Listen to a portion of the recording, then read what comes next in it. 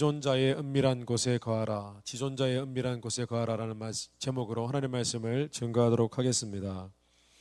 여러분, 2017년도 마지막 날입니다. 여러분, 지금까지 갖고 있던 스트레스, 마음 상했던 일 여러분 다 떨어버리십시오. 다 떨쳐버리십시오. 왜냐하면 2018년도에도 계속해서 똑같은 문제들이 계속해서 생길 것이기 때문입니다.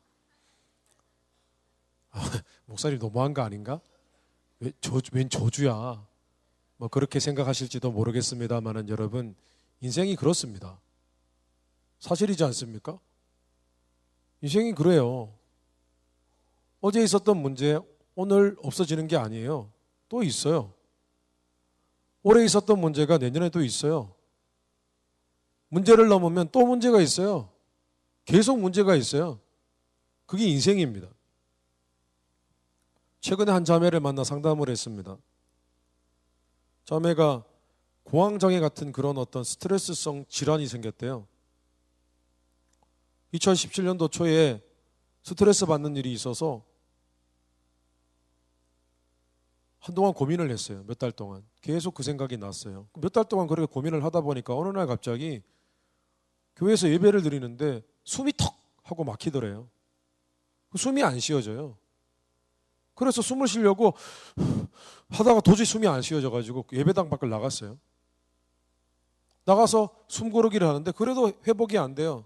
또 밖에 나갔어요. 바깥 공기를 쐈어요. 그제서야 조금 호흡이 되어졌어요.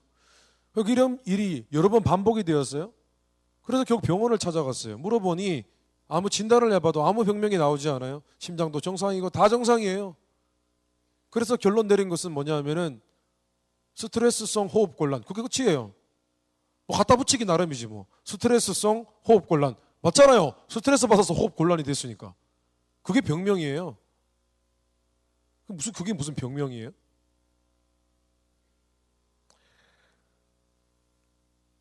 저는 YDC에 있으면서 스트레스 문제 때문에 어떤 정신적인 어떤 어려움을 겪고 마음의 병이 있는 사람들을 한 여러 명 보았습니다. 그 중에서 공황장애 같은 그런 어떤 어려움이 있는 사람을 저는 4사람인가 5사람 정도를 본 것 같아요.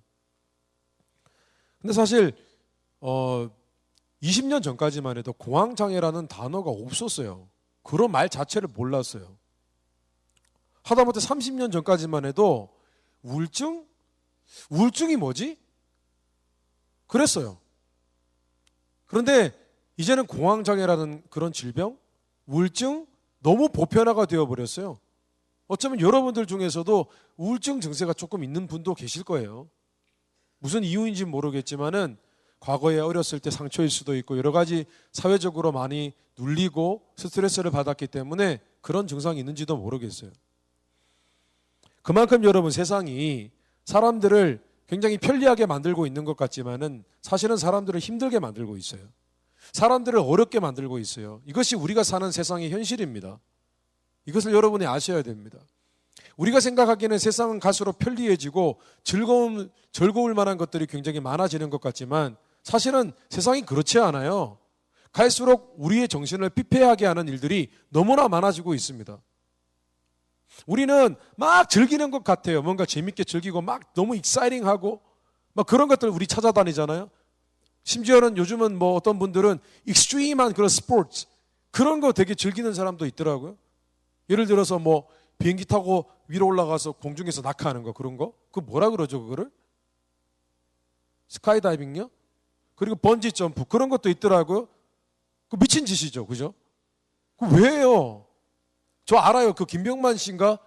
그분도 올라가가지고 여러 번 낙하하다가 결국은 떨어져가지고 그죠? 그 척추뼈가 부러졌잖아요. 근데 감사하게도 신경을 건드리지 않아서 거기를 뭐 어떤 그 금속물로 이렇게 떼어가지고 정상이 되었지만은 그 자칫 잘못해서 신경을 건드렸으면은 그 사람은 영원히 불구가 되는 거예요. 근데 그 김병만 씨의 얘기를 들어보니까 그걸 왜 하냐고 물어보니까 왜 그런 익스트림한 그런 스포츠로 하냐고 물어보니까 그거 하면은 스트레스가 다 날아간대요. 그 떨어지는 그 순간에는 아무 생각이 안 난대요. 그냥 기쁨, 환희 그 자체래요. 근데 그걸 왜 해요? 스트레스를 많이 받으니까 연예인으로서. 우리가 사는 세상이 그렇다고요. 오늘 시편 말씀에 저자인 다윗이 굉장히 어려움을 겪고 있었어요. 마음의 심적으로 굉장히 어려웠어요. 힘들었어요. 왜냐하면 어떤 사람들이 자신을 모함하는 거예요, 여러분. 오늘 말씀 3절에 보니까 넘어지는 담과 흔들리는 울타리 같이 사람을 죽이려고 너희가 일제히 공격하기를 언제까지 하려느냐. 3절 말씀에 보니까 공격하기를 이라고 했어요. 근데 이 공격하기를 이라고 번역된 히브리어 하다드라는 단어는 이간질하다, 중상모략하다 그런 뜻이에요. 그냥 뭐 무기로 공격을 하는 것이 아니라 뒤에서 험담하고 나쁘게 말해서 공격을 하는 거예요. 그런데 이 사람들이 얼마나 간사하냐 하면은 뒤에서 중상모략을 하면서 막상 다윗 앞에서는 칭찬을 하는 거예요. 여러분 그런 경험 있으세요? 4절 말씀해 보니까 그들이 그를 그의 높은 자리에서 떨어뜨리기만을 꾀하고 거짓을 즐겨하니 입으로는 축복이요 속으로는 저주로다. 그러니까 이상하게도 막 이런 사람들 뒤에서 막 욕하고 앞에 가서는 막 칭찬하고 웃고 이런 사람들 만나면 정말 속이 환히 들여다 보이는 것 같아서 정말 짜증납니다. 화가 납니다. 제가 늘 말씀드리지만 여러분은 그런 사람들 아니시죠? 뒤에서 막 중상모략하고 앞에 가서는 막 웃고 나 잘한다 그러고 그런 사람 아니시죠? 이런 일을 다윗이 당했습니다. 여러분 다윗의 인생이 그랬던 것처럼 문제는 항상 있을 것입니다. 세상은 우리를 가만히 놔두지 않습니다. 우리를 계속해서 흔들어 놓습니다. 마치 산타클로스처럼 마음 상한 일들을 매번 푸짐하게 상으로 이렇게 선물로 줍니다. 우리에게 푸짐하게 안겨줘요. 산타클로스예요. 문제거리, 고민거리 막 계속 떠당깁니다. 그러니까 계속 받습니다. 받다 보면 배가 불러 터집니다. 힘듭니다. 그래서 우리는 문제가 없기를 바라는 마음은 좀 문제가 있습니다. 제발 2018년도에는 좀 문제가 없었으면 좋겠어요. 그건 어린아이의 생각입니다. 아주 유치한 사람들의 생각입니다. 하나님 2018년도에는 문제가 없게 해주세요. 소원이에요. 여러분 저는 그렇게 생각하지 않습니다. 2018년도에 어떻게 문제가 없겠어요? 있지.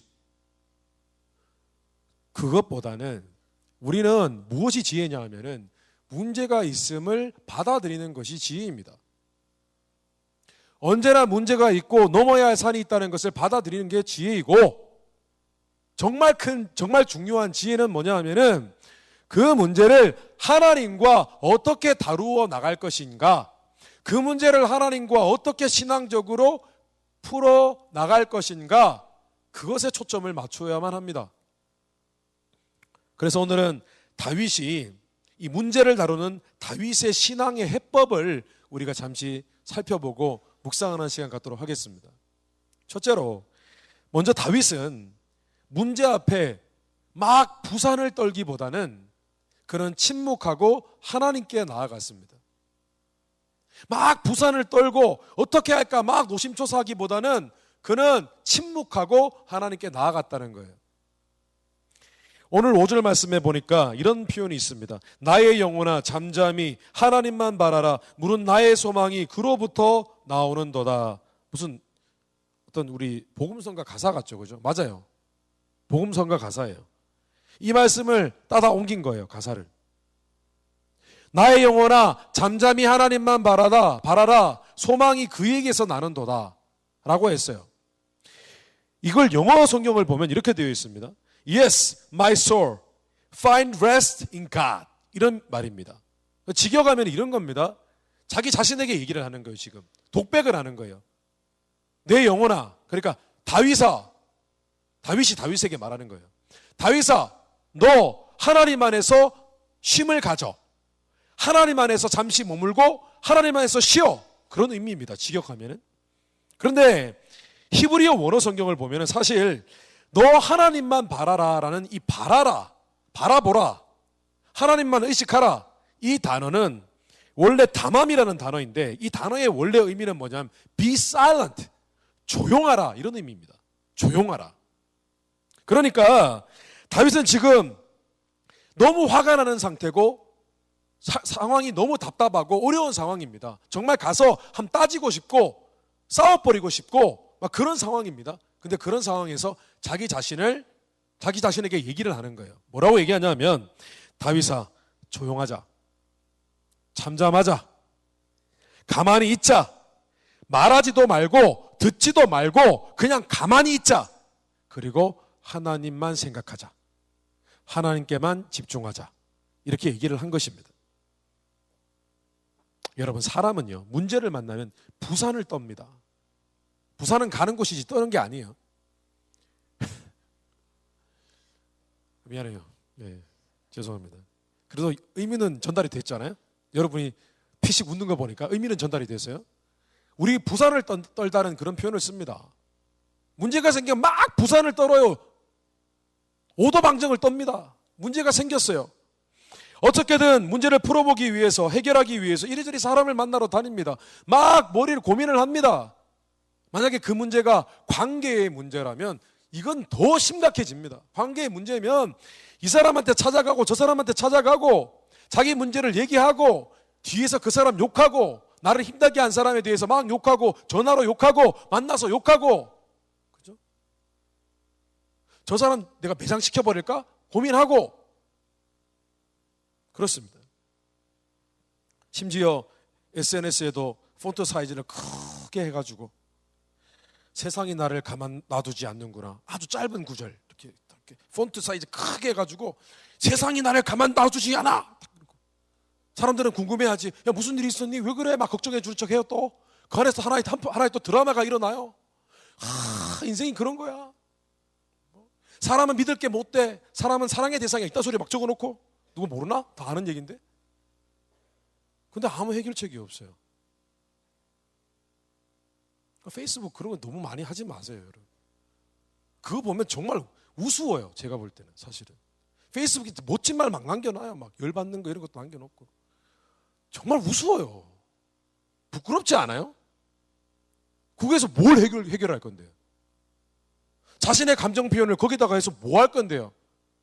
전부 가식이에요, 여러분. 가식. 그 댓글 달아가지고 괜찮냐고 하는 거 전부 뻥이에요.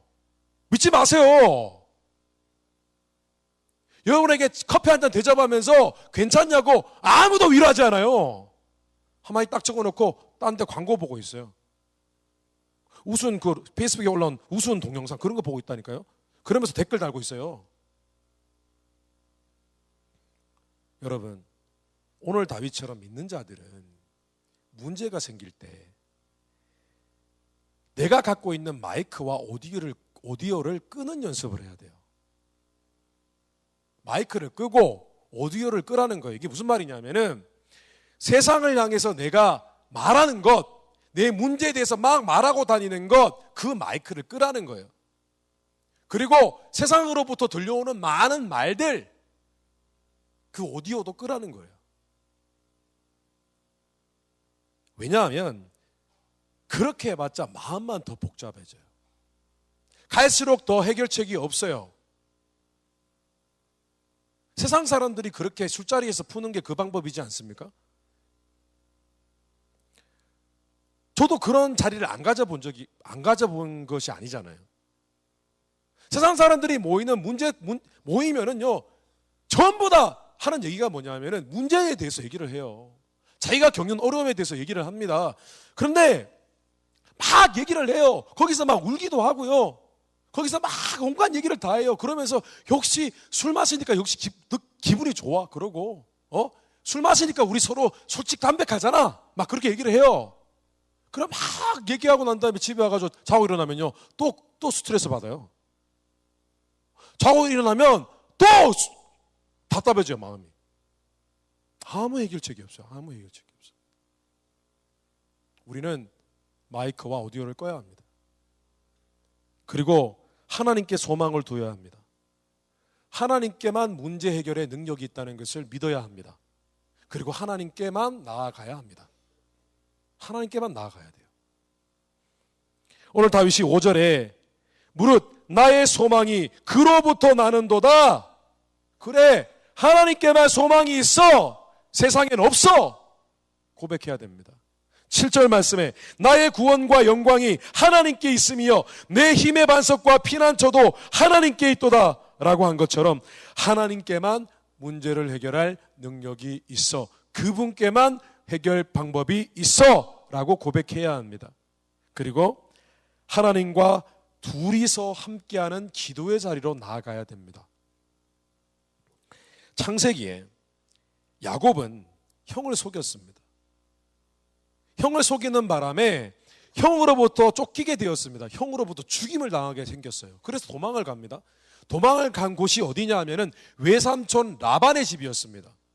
그 집에 가서 일을 하는데 20년 동안 이 외삼촌 라반이 계속해서 자기를 속이는 거예요. 20년 동안 일을 했는데 자기한테 떨어진 재산이 없어요. 아내는 둘 얻었어요. 재산이 없어요. 도저히 안 되겠다 싶어서 하나님께 기도하고 떠나기로 했어요. 드디어 어느 정도 자기가 쓸 수 있는 재산을 버렸습니다. 그리고 이제 떠납니다. 떠나는데 마땅히 갈 곳이 없어요. 갈 곳이 없어서 결국은 고향 땅으로 돌아가는데 아무리 생각해도 마음에 형이 걸리는 거예요. 형이 아직까지 마음을 안 푼 것 같아요. 돌아가면 형이 옛날처럼 자신을 죽일 것 같은 거예요.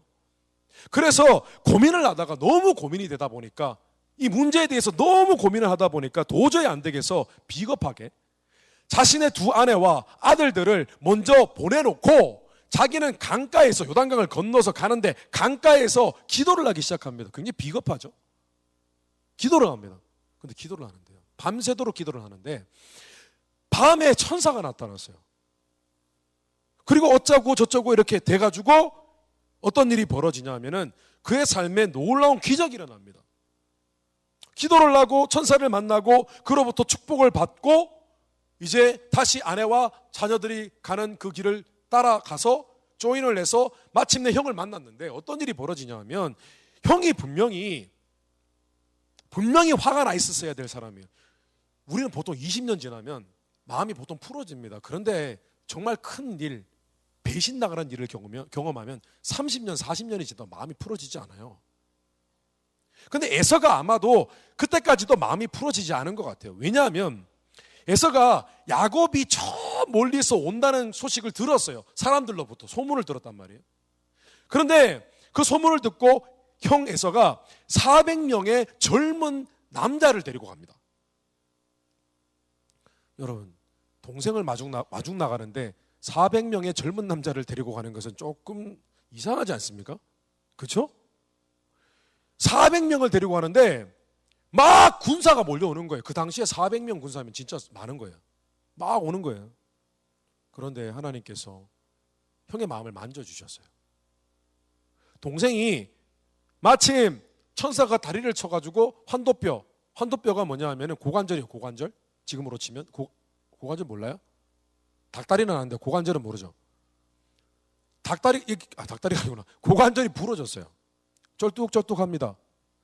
근데 형에서가 쩔뚝쩔뚝 걸어오는 그런 모습, 동생의 모습을 보면서 마음이 풀어져요. 그리고 자기 조카들이잖아요. 조카들, 조그만 아이들, 조카들이 여러 있는 걸 보니까 마음이 풀어졌어요. 그 동생을 받아줍니다. 하나님께서 문제를 해결하셨어요. 여러분, 문제가 생길 때 당장 문제와 마주하지 않고 잠시 비겁한 것 같지만 잠시 한 발짝 뒤로 물러나서 하나님께 기도하고 하나님과 시간을 보내는 것 결코 비겁한 것이 아니에요. 세상 사람들은 그렇게 생각할 것입니다. 지금 네가 문제가 이렇게 있는데 이 문제를 해결하려고 거기 가야 되는 거 아니야? 좀 뭐 하는 짓이야, 바보같이. 세상 사람들은 그렇게 생각해요. 그러나 여러분, 그것은 이상한 일이 아닙니다. 세상에 문제가 생겼을 때에 믿는 자들이 잠시 시간을 내어서 한 발짝 뒤로 스텝백해서 잠시 피해서 하나님과 시간을 갖는 것은 여러분 비겁한 것이 아니라 어리석은 것이 아니라 진리입니다. 여러분, 예수 믿는 사람, 하나님, 살아계신 하나님을 믿는 자들에게 진리는 뭐냐 하면 어떤 일이 생겼을 때에 하나님과 둘만의 시간을 갖는 거예요. 아멘? 그거 할 줄 모르는 사람은 신앙생활 제대로 하는 게 아니에요. 우리가 믿을 분이 누구예요? 하나님이잖아요. 문제를 해결하실 분이 누구예요? 하나님이시잖아요. 야곱은 비겁한 게 아니에요. 맞는 거예요.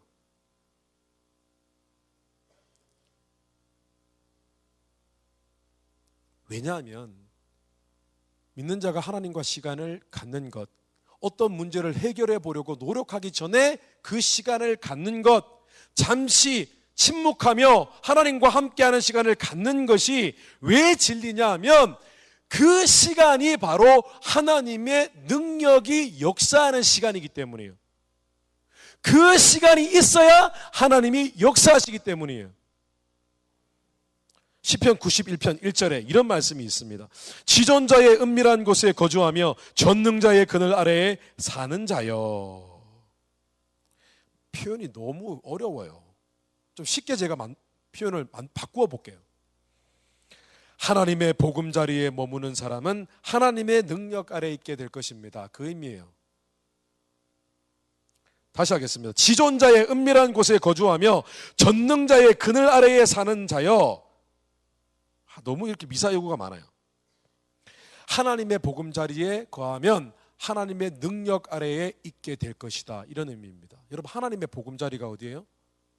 세상에 하나님 보금자리가 어디 있어요? 하나님이 계실 만한 곳이 어디 있어요? 하나님이 얼마나 크신 분인데. 하나님의 보금자리라는 것은 하나님을 찾는 자들이 하나님께 기도할 때에 머무는 바로 그 장소, 그 장소에 하나님이 함께 하시기 때문에 그 장소를 하나님의 보금자리라고 얘기하는 거예요. 믿는 자들이 하나님과 단둘이 있기를 원하고 하나님께 기도하기를 원하는 그 간절한 마음으로 어떤 자리에 무릎 꿇고 두 손 모고 있을 때 그 자리가 하나님의 보금자리가 되는 거예요. 또한 우리의 보금자리가 되는 거예요. 여러분에게 문제가 있어 답답할 때 하나님과 함께하는 지존자의 은밀한 곳, 보금자리, 골방, 여러분 그 자리가 여러분에게는 어디세요? 어디입니까? 우리는 그런 자리를 만들어야 합니다. 우리는 어디든 기도할 수 있지만 특별히 하나님과 독대하는, 하나님과 둘만 함께하는 그런 보금자리를 만들어야 합니다. 여러분, 제가 제 보금자리를 말씀드릴까요? 지존자의 은밀한 곳, 하나님의 능력이 거하는 곳, 저의 보금자리, 하나님이 계시는 보금자리 어디냐 하면 바로 저기입니다. 저 가쪽에, 여러분 쪽에서 왼쪽에 자리들이 줄비한 곳에 중간에 기둥이 있습니다. 저 기둥 아래에 빈자리가 있어요. 저 자리가 저의 보금자리입니다. 하나님의 보금자리입니다. 또 하나, 저희 집에 침대 바로 옆 제가 기도하는 자리, 그 자리가 하나님의 보금자리입니다. 또 하나 있습니다. 저기 2층에 지금 앉아 계신데요. 2층에 저쪽, 왜 저는 항상 왼쪽을 좋아하는지 모르겠습니다만은 2층 저쪽 내려오는 저 회중석의 중간에 비어있는 자리, 저기 난간 바로 뒤에 있는 바닥, 그 바닥이 제가 하나님과 함께 머무르는 자리입니다. 새벽에는 저기, 낮에는 저기, 밤에도 저기. 여러분 그 자리에 가서 기도하세요. 제가 내일 기도하기 때문에 뭔가 좀 있을 거예요. 하나님의 능력이 임하는 줄 믿습니다. 왜냐하면 여러분, 하나님의 사람들이 하나님을 찾는 그 자리에 머물고 있을 때 여러분 그 자리는요, 여러분 신령한 자리가 되는 거예요. 거룩한 자리가 돼요.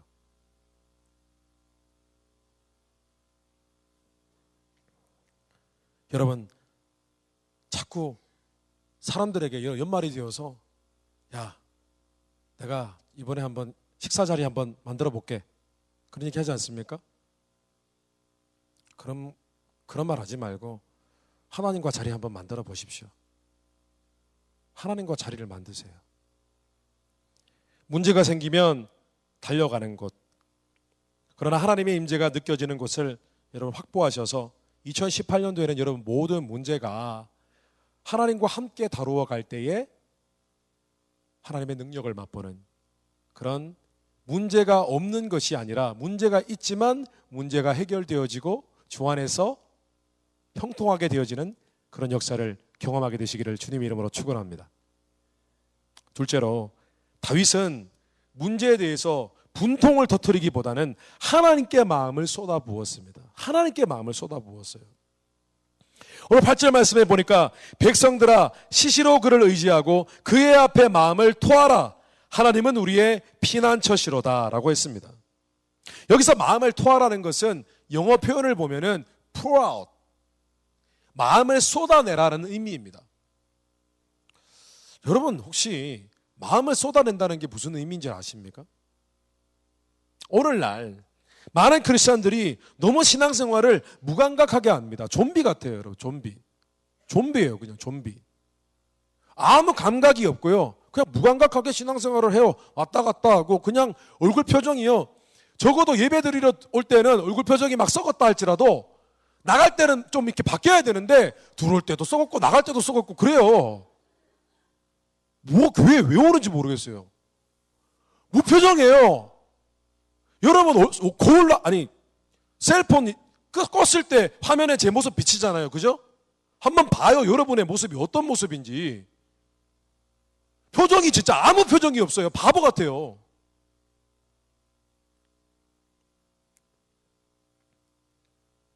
그 사람들이 오늘날 예수 믿는데, 하나님 믿는데, 살아계신 하나님 믿는데요. 하나님께 마음을 쏟는 것을 pour out 하는 것을 pour out my heart to God. 하나님께 내 마음을 쏟아붓는 것이 뭔지를 몰라요. 그 사람들이 물어봐요. 저 그러면 하나님께 마음을 쏟는 것이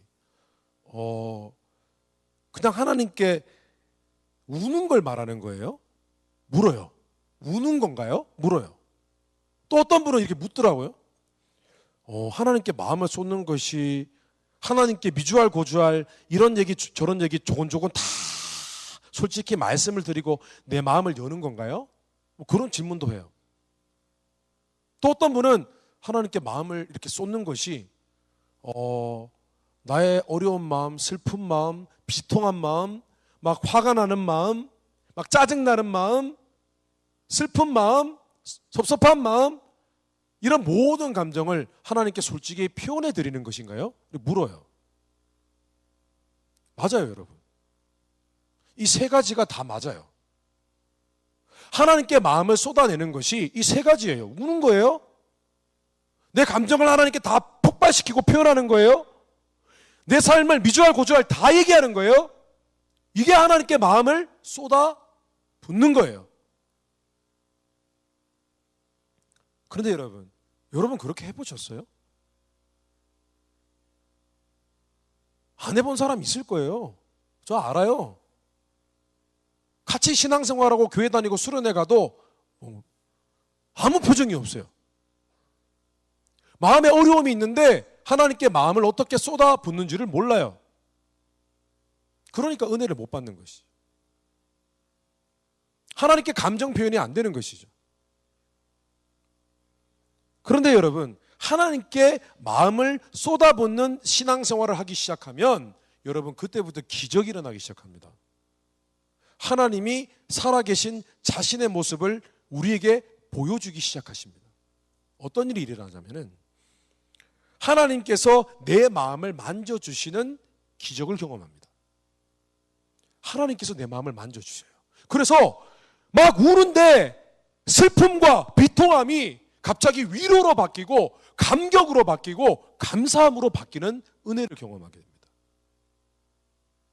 하나님께 마음을 쏟아붓기만 했는데 또 어떨 때는 마음에 강한 믿음과 확신이 생깁니다. 마치 그런 일이 아직 일어나지 않았는데 이미 그 일이 일어나서 잘 되어질 것 같은 확신을 마음에 받게 됩니다. 마치 계시처럼 내 마음에 일이 됐구나, 되어지겠구나, 괜찮겠구나, 그런 마음의 확신이 옵니다. 또 하나, 하나님의 음성이 들리기도 합니다. 내가 정말 깨달아야 할 것이 무엇인지를 그냥 알게 되는 역사를 경험하기도 합니다. 또 때로는 진짜 생생하게 내 마음속으로부터 샘솟는 듯한 하나님의 음성이 막 울려 퍼지기도 합니다. 내 머릿속에서, 내 마음속에서. 오늘 말씀에 다윗이 하나님께 마음을 막 쏟아부었는데요, 그런 경험을 하게 되었어요. 그가 영적인 일들을 깨닫고 동시에 하나님의 음성을 들었습니다. 9절 10절 말씀에 보니까 아 슬프도다 사람은 입김이며 인생도 속임수니 저울에 달면 입김보다 가벼우리로다. 포악을 의지하지 말며 탈취한 것으로 허망하여 지지 말며 재물이 늘어도 거기에 마음을 두지 말지어다. 다윗이요, 하나님께 막 마음을 쏟아붓고 막 기도를 하니까 어떤 깨달음이 왔냐면, 그래, 인생이 뭐 별거야? 사람을 믿어봤자 아무 소용없지. 사람들 결국 입으로 후 불면 다 날아갈 사람들이야. 정말 가벼운 것들이야. 내게 아무 도움이 안 되지? 그걸 깨달았어요. 성령님이 그의 마음 가운데 함께 있기 때문에 깨달아지게 된 것입니다. 또 하나, 하나님의 음성을 들었습니다. 하나님이 한두 번 하신 말씀을 내가 들었나니 권능은 하나님께 속하였도다 하셨도다. 기도하고 하나님께 막 마음을 쏟아붓고 막 기도를 하는데 갑자기 능력은 나에게 있다. 하나님이 다윗의 마음속에 능력은 나에게 있다. 네 문제를 해결할 능력은 오직 나에게 있다. 그 하나의 센텐스를 마음속에 주셨어요. 여러분, 기도하는데 하나님이요, 그런 하나의 단어, 하나의 센텐스만 우리 마음에 울려 퍼지기만 해도 여러분 정말 감격스럽습니다. 세상을 다 가진 것 같아요. 여러분, 하나님의 음성을 정말 생생하게 한 번만 들을 수 있다면 여러분 정말 행복하지 않겠어요? 그죠? 근데 그럴 수 있다는 거예요. 하나님께 잠잠히 나아가서 마음을 쏟아붓기 시작하면 그런 일들이 일어난다는 거예요. 앞서 말씀드린 것처럼 이 야곱이 에서와 만나기 전날 밤에 야복 강가에서 기도를 했어요. 천사를 만났다고 제가 말씀을 드렸어요. 그런데 천사를 만났을 때 천사가 막 씨름을 해요. 씨름을 해요. 그런데 왜 천사와 씨름했다는 의미는 뭐냐 하면, 막 기도를 하고 자기의 지금 문제점을 천사에게 막 얘기를 했는데 천사가 잘 안 들어줬나 봐요. maybe 이렇게 얘기했을지도 몰라요. 말씀에 나와 있지 않아요? 또 목사님 이상한 소리 했다, 그런 얘기 하지 마세요. 천사가 이렇게 얘기했나 봐요. maybe 야곱이 그렇게 얘기했겠죠. 지금 형하고 원수가 됐는데 형이 나를 죽이려고 한다고. 이거 어떻게 해요?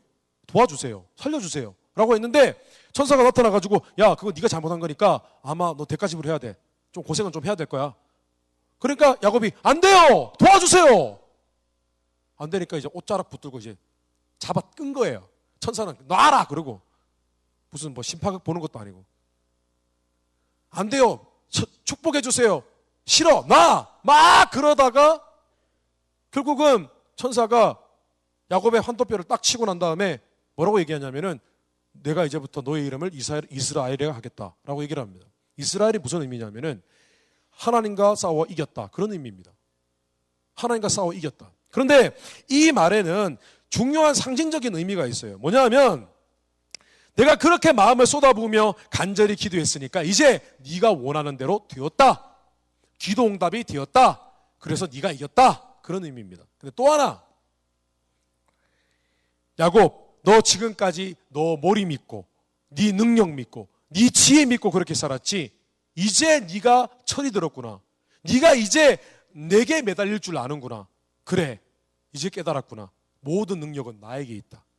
그래, 이제 네가 나를 찾았으니 내가 너의 삶을 축복하겠다. 야곱은요, 하나님과 기도하고 하나님께 자신의 마음을 다 쏟아붓는 순간 그 자리에서 자신의 신앙의 문제를 해결받고 깨닫게 되었고, 하나님의 음성을 들었고, 또한 인생의 문제도 해결되었던 것입니다. 여러분, 독일의 음악가 하이든이라는 사람이 있어요. 하이든, 여러분 아세요? 하이든? 저는 개인적으로 하이든의 음악은 별로 좋아하지 않습니다. 별로 독특한 맛이 없어요. 근데 하이든이라는 유명한 음악가가 있어요. 수없이 많은 교향곡들을 작곡한 사람입니다. 근데 이 사람이 그 당시에 많은 예술가들이 모인 어떤 모임에 참석을 했어요. 근데 그날 예술가들과 막 토론을 벌이는데 그 주제가 뭐였냐면 이것이었어요. 고통의 문제, 인생의 문제, 인간에 대한 증오, 경제적인 어려움, 음악이나 미술 같은 그런 창작 활동의 고통, 그 원래 예술가들이 그렇잖아요. 막 뭔가 이렇게 악상이 안 떠오르고 막 어떤 영감이 안 떠오르면 굉장히 막 힘들어 하잖아요. 그죠? 창작의 고통, 그렇게 부르죠. 그죠?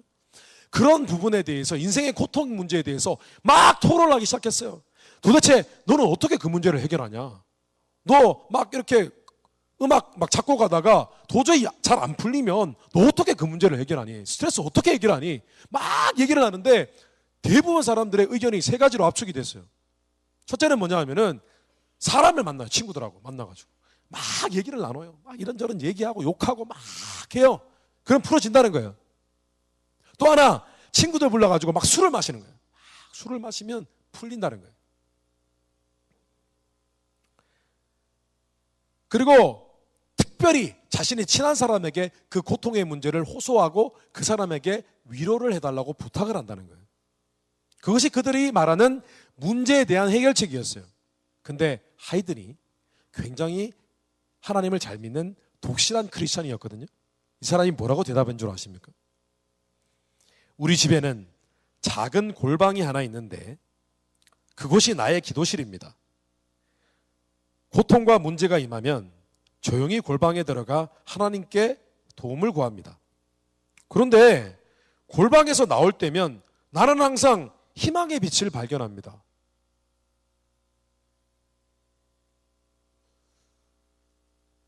하이든이 자기가 기도해서 뭔가 특별한 기적이 일어났다라고 얘기하지 않았어요. 뭐라고 얘기했냐면은 나는 하나님과 함께하는 머무는 그런 시간, 그 시간과 장소가 있는데 거기에 가서 하나님께 마음을 쏟아 부으면 그 골방을 다시 나올 때가 되면 희망의 빛을 보고 옵니다. 이렇게 얘기한 거예요. 여러분, 하나님께 마음을 쏟아붓는 사람이 승리합니다.